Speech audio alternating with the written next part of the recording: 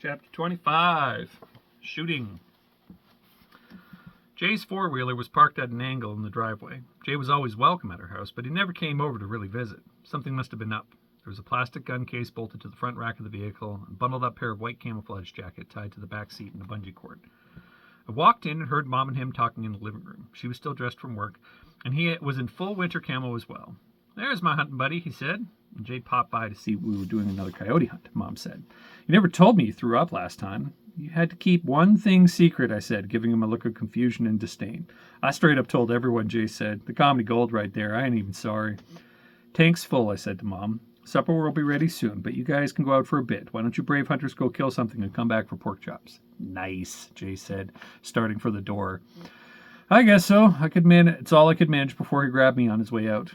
I donned my camo after unraveling it from the bungee cord, and we climbed onto the ATV and slowly made our way down some of the snow-covered logging roads in the area, where I think we were before, just on the other side of where the coyote showed up. "This time we'll try something a bit different," Jay said, and he quietly pulled out a tattered white plastic sheet from his backpack. He set up the impromptu blind, and we found some snow-free branches to sit on, and Jay opened his case down on the front of the four-wheeler and pulled out two black rifles. "Shooting for Dummies, Part 2, he said, just above a whisper. He handed me the firearm. "See that yellow thing out in the field?" he asked, and he pulled up his gun to peer through I pulled up his gun to peer through the scope. He pulled up his gun to peer through the scope, and I did the same after a bit, and found a small plastic flag on a wire post halfway down the field to where we were before. "Yeah?" I said, trying to steady the crosshairs of the scope on the flickering flag. "That's dead center on your scope when you shoot," he explained. "The orange flag, a bit farther out, the next dot, is the second dot on the crosshair." I could see what he did. He had sighted both guns in and was using the flags to make it so I wouldn't have to get close to the kill. And so on, I said, looking down the field. "See 3 more flags. Don't shoot anything past the third one. When you shoot, let me know before so I can shoot too, like on a 3 count. Also, shoot the coyotes here," he said, drawing a circle on his chest and sides, "to give me a reference. It'll be a quick kill if you do." We settled down into the quiet and let our voices drop below a whisper, more mouthing the words than anything else to each other, and he brought out the rabbit call. Still a horrible sound for the uninitiated. He called for a bit, and we heard movement in the woods behind us. I froze and looked over, and Jay's eyes were wide. He was smiling. About 25 yards to our left, 2 coyotes ran past us and entered the field. Wild dogs reached the flag first, and I managed to get one in my scope. "I got the one on the left," Jay said. And I was already on the one on the right. And the dogs seem oblivious to us, right? I whispered in response. "1, Jay said from the side of his mouth, the rabbit call still clenched between his teeth. 2, the dogs stopped in the field to sniff where the sound was coming from. And 3, he said, and the coyotes bobbed in and out of the crosshairs. I pulled the trigger of the gun and lined up the second dot below the scope, where Jay followed suit with a shot. The kick drove the rifle into my shoulder, like a donkey kicking me in the chest. I held on for dear life, hoping I hit the coyote this time and not just injuring it like Jay did before. A thunderous double bang echoed through the small valley, and the 2 dogs dropped like ragdolls. A pair of clean kills. We sat there for a good long while, making sure they were dead before moving.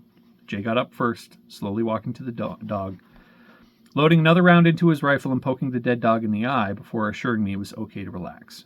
"Good shooting, Tex," he said. Probably at a normal volume, but after the shots and an hour of whispering, it sounded like he was yelling.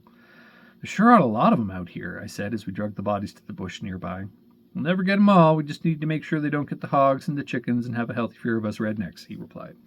We drove back to our house first, unloaded the gear and camo, and Jay took a look about as we worked in silence, like something was bugging him. Call it intuition or something, but something seemed up.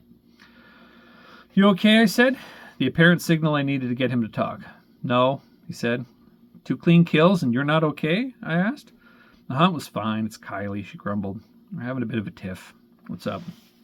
She's mad at me because I left her at the dance," he confessed. I tried to explain it to her, and she feels like I don't prioritize her sometimes."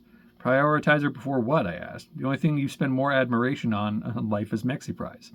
"That's what I mean, Jay.